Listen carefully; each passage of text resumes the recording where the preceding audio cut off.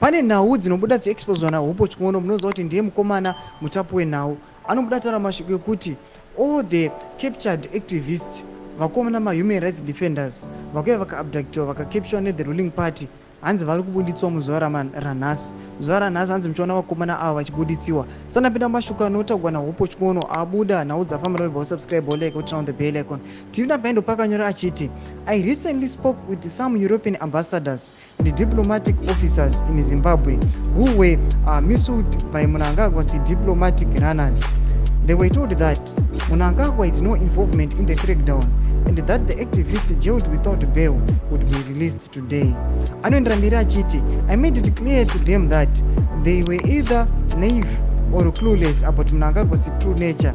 Today the diplomats received their answer. Namatai and their adopted colleagues were denied bail. Pane mashoko arikubudzwa pana patoka nahupo chikona chiti aiwa mutungamiri wenyika angasatomuzivi pamusoro pemacrackdowns kubatwa nokepchiwa kwaitiwa vanhu uko. Yes, anogona asingazivi vamwe vanhu vakakepchiwa, but sekuziva kwatinoita idzi nhau idzi anozviziva. Isinodai kuti anogara mueconomy kana kuti muenvironment isina social media. All these updates anongopopa out kunyange munhu usina kumbomasecha. So we are sure kuti mutungamiri wenyika aimaziva, but the fact yekuti hapana munhu ainoripota, maybe that's what we can consider. But the fact yekuti pana papatogwa mashoko ekuti all these political prisoners maybe vangazosarilizwa nhasi, but mashoko azozambokutaura ndeyekuti izvezvi summit ichingopera muchanzwa kuti aiwa ningi apiwa bail, ningi achidwa mari yakati abuditsiwa, ningi azodai. Zvatingoona kuti aiwa vaingoda kungoti vakomana ava during the summit vasangowana freedom chete, vagara vari captured.